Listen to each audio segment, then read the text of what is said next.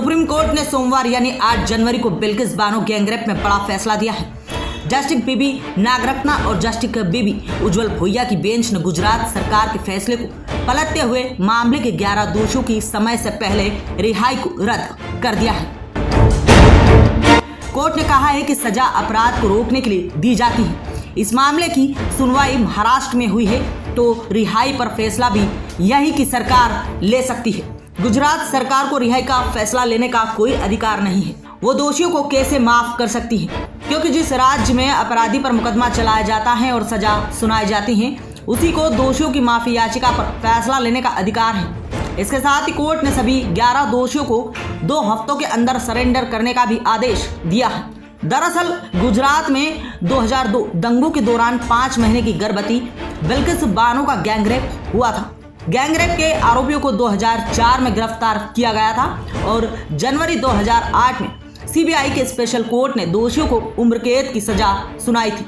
Bombay high court ने सजा को बरकरार रखा था, लेकिन केस के सभी आरोपियों को 15 अगस्त 2022 को आजादी के अमृत महोत्सव के तहत गुजरात सरकार ने रिहा कर दिया था। इसी रिहाई को चुनौती देते हुए 30 नवंबर 2022 में सुप्रीम कोर्ट में 2 याचिका दाखिल की गई थी। ब्यूरो रिपोर्ट, दैनिक ब्रह्मास्त्र बुलेटिन।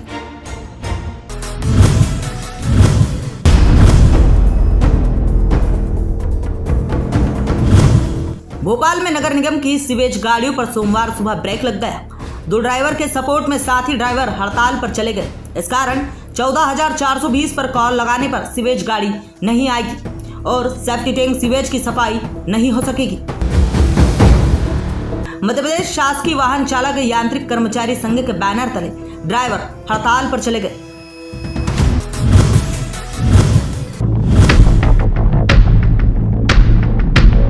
फिल्म बंटी बबली की तर्ज पर एक पुरुष महिला ने एक ज्वेलरी के शोरूम में चेन में हेराफेरी कर दी। दरअसल ये पूरा मामला इंदौर के तुकुगंज थाना क्षेत्र का है। यहाँ पर माला बाजार ज्वेलरी शोरूम पर एक दंपत्ति पहुंचे और चेन दिखाने का बोला। वहाँ की महिला कर्मचारी ने चेन दिखाना शुरू किया।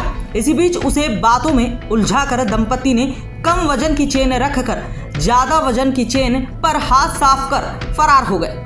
यह पूरा नजारा वहां लगे सीसीटीवी कैमरे में कैद हो गया कि किस तरह बंटी बबली की तर्ज पर दोनों ने सोने की चेन पर हाथ साफ किया है। अब शोरूम मालिक ने इसकी शिकायत तुकुगंज थाने में दर्ज कराई है। पुलिस सीसीटीवी फुटेज के आधार पर दोनों बंटी बबली धोखाधड़ी की वारदात करने वाले आरोपियों की तलाश कर रही है। ग्राम की चेन अपनी तरफ से उसमें उनके ट्रे में रख दी और अधिक ग्राम 40 ग्राम की चेन उसमें से ले ली और इस तरह से उन्होंने उसमें फॉर्जरी करी थी, जिसका पता उनको मालाबार गोल्ड वालों को जब उन्होंने ईयर एंड में 31 दिसंबर को जब उन्होंने स्टॉक अपना चेक किया तो उसमें उनके 30-35 ग्राम का जो गोल्ड कम निकला, उसकी चेकिंग करने पर उनको फुटेज मिले। उसमें फुटेज को चेक करने पर उन्हें पता लगा कि 10 दिसंबर को जो लोग आए थे उनके द्वारा ये फॉर्जरी की गई है। तो उन्होंने आज आके यहाँ पे उसके बाद वीडियो फुटेज चेक करके जब उनको ये मिला तो आज थाने आए। थाने आने पर उनकी रिपोर्ट दर्ज की गई है और उस पर विवेचना कर उनको कार्रवाई की जाएगी।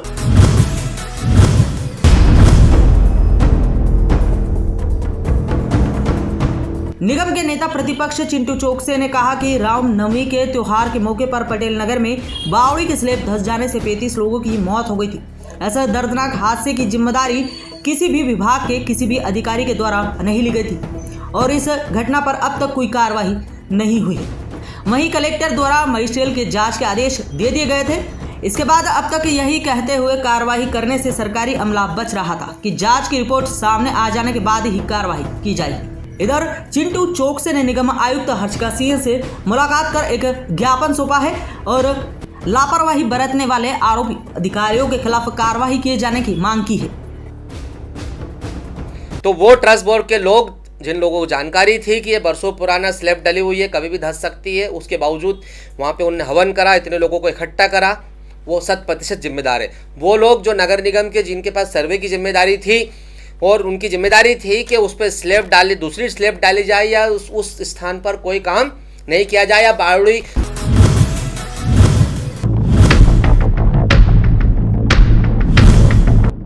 इंदौर के जूनी इंदौर इलाके में एक रेत व्यापारी को स्कूटर सवार 3 बदमाशों ने लूट लिया। बदमाश करीब 60,000 रुपए लेकर फरार हो गए। पुलिस आसपास के फुटेज तलाशने में जुटी है। जूनी इंदौर पुलिस के मुताबिक घटना गुलजार कॉलोनी चौराहे के पास की है। यहाँ शादाब अंसारी निवासी दयानंद नगर सियागंज से अपने दोस्त से 60,000 रुपए का पेमेंट लेकर बाइक से घर जा रहा था। तभी स्कूटर पर सवार होकर आए 3 बदमाशों ने लूट की वारदात को अंजाम दिया और फरार हो गए। अब पुलिस पूरे मामले की जांच कर रही है, वहीं बदमाशों की तलाश में जुट गई है।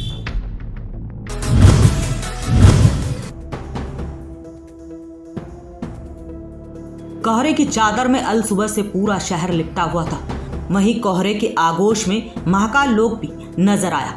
महाकाल लोक की कुछ तस्वीरें हमारे कैमरे में कैद हुई है, जिसमें आप देख सकते हैं कि छाए हुए कोहरे में किस तरह से महाकाल लोक एक उभरता हुआ चमकता हुआ दिखाई दे रहा था, जो आकर्षण का केंद्र बना हुआ था। यहाँ बता दें कि बीती रात बारिश ने शहर की सड़कों को तरबतर कर दिया। सर्द हवा चलने से सुबह से ही तेज ठंड के कारण लोग गर्म कपड़ों में ही घर से बाहर निकले। हालांकि शनिवार रात को 12.4 डिग्री तापमान रहने के बाद रविवार रात का तापमान करीब 3.1 डिग्री बढ़ गया। वहीं रात को हुई बारिश के कारण मौसम काफी ठंडा रहा।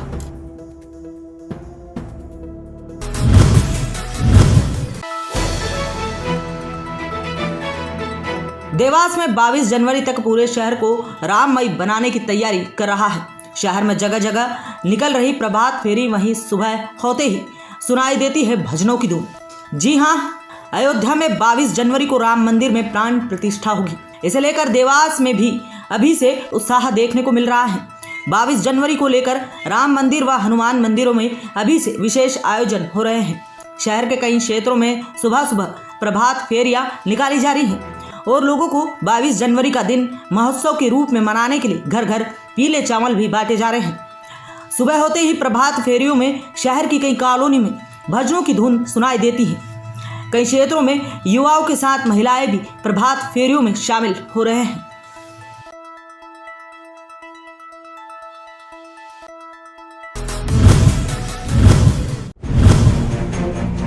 आगर मालवा के सुसनेर में मिडिल स्कूल ग्राउंड में विकसित भारत संकल्प यात्रा पहुंचने पर शहरी क्षेत्र के हितग्राही कार्यक्रम स्थल पर पहुंचे।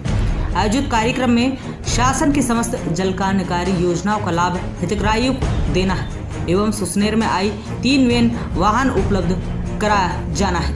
साथ ही कार्यक्रम के दौरान अलग अलग विभागों के लिए मिलने वाले लाभ की जानकारी दिए जाने वाले कार्यक्रम के पहले भाजपा मंडल अध्यक्ष सज्जन सिंह कलारिया व भाजपा मंडल महामंत्री पवन शर्मा के माइक संचालन को लेकर तीखी बहस हो गई। कार्यक्रम में बैठे भाजपा जिला अध्यक्ष चिंतामन राठौर, पूर्व भाजपा विधायक विक्रम सिंह राणा, बद्रीलाल सोनी व भाजपा के कार्यकर्ता व हितग्राहियों की मौजूदगी में भाजपा की गुटबाजी दिखाई दी। नोडल अधिकारी में आप बताएं ना योजना के बारे में, आपका काम है आज का। मैं नहीं दूंगा मैडम, आपने मेरे को पैसा आया था आपके पास? हाँ सर। ना आया था क्या आपके पास? आया था क्या आपके पास संचालन के लिए? आप आए ना मेरे पास संचालन के लिए। आप बुलाओ, अगला कार्यक्रम क्या है उसमें बुलाओ। आप आए ना संचालन के लिए, मैं आया क्या आपके पास? हितग्राहियों को फायदा देने आए या सिर्फ मंच पे आके माइक में बोलने से सब?